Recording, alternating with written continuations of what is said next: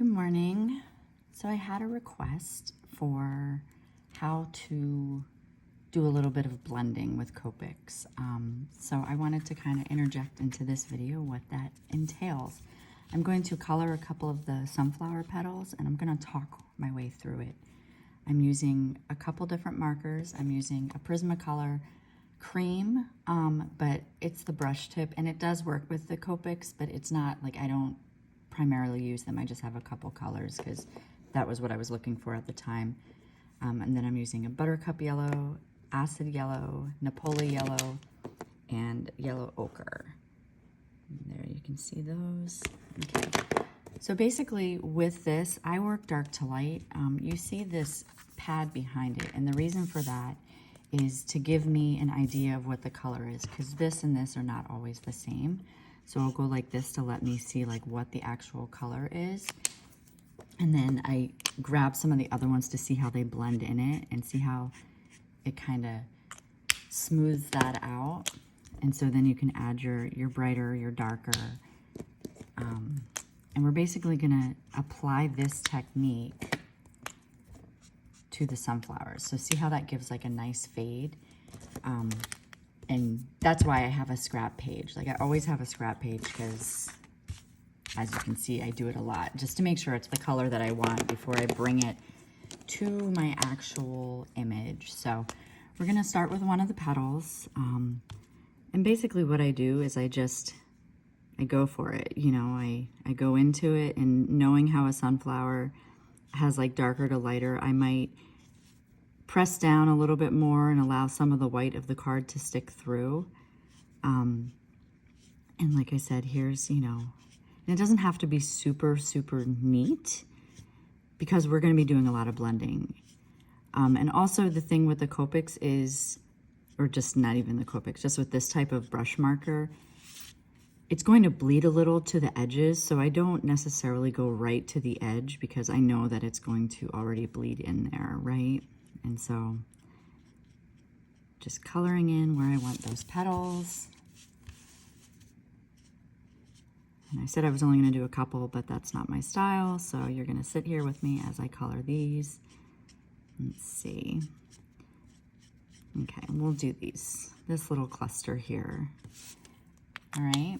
And then, so that's the first tone. And then now we've got that Y21, the buttercup yellow. And I'm going to go in. I'm not going to do the whole thing. I'm just going to go where there's going to be some darker, you know, like this is where you start to render, but it blends. And when you do it, they blend into each other because this color is still wet in the page. So at first it might look like there's some harsh lines, but there's not because the color, like I said, is still wet on the page. And I know that this one's behind it, so I'm going to add a little darker there.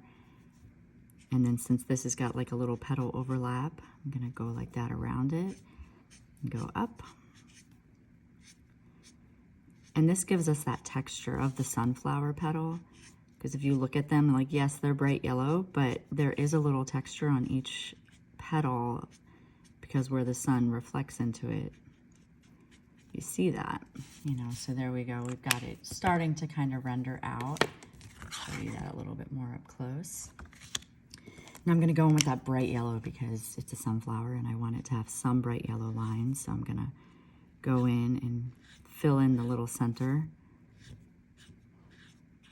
And don't worry if it's, you know, it seemed counterproductive that you just did all that work and now you're going in with like this solid yellow in the center, because we're going to go back in with a darker of the two. And this is where it gets like the rendering happens, you know, like that.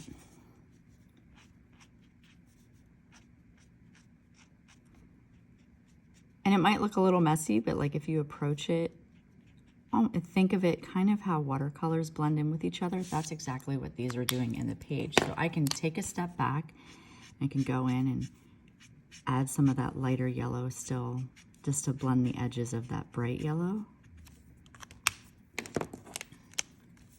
And now I'm taking the darker tone, that Napoli yellow. And I'm going to go in.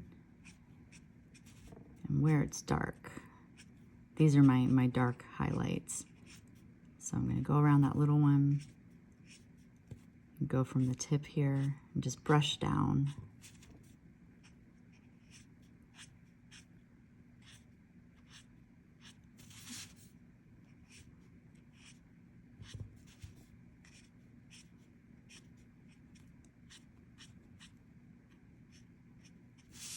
And see how it's giving you like the shapes.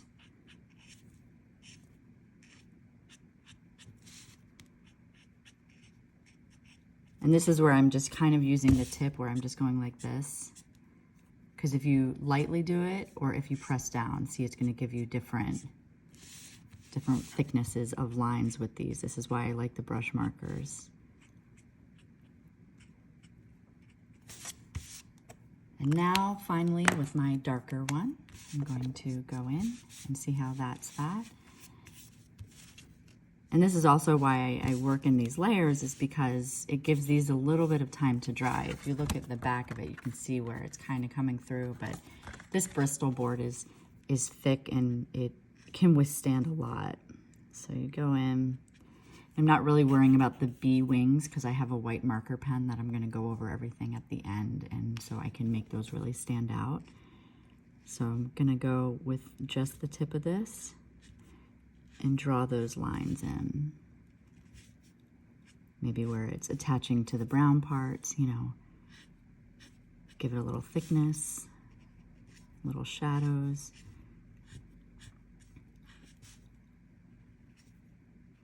Where the leaves overlap, the petals overlap, I'll go through.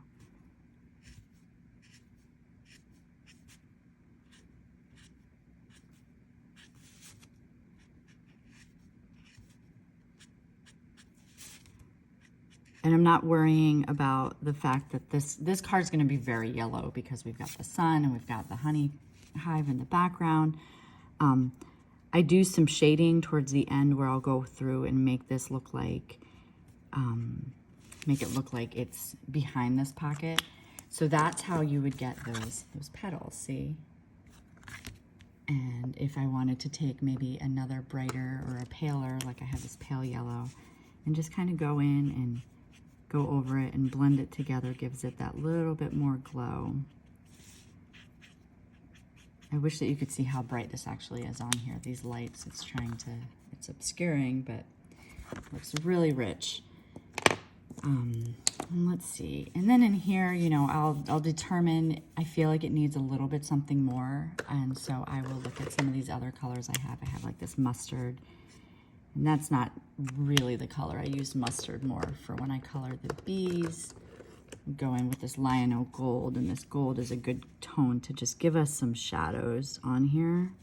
Because if the sun is coming this way, you know there's going to be some shadows. So we'll go in, and it gives like that little, just the layered look.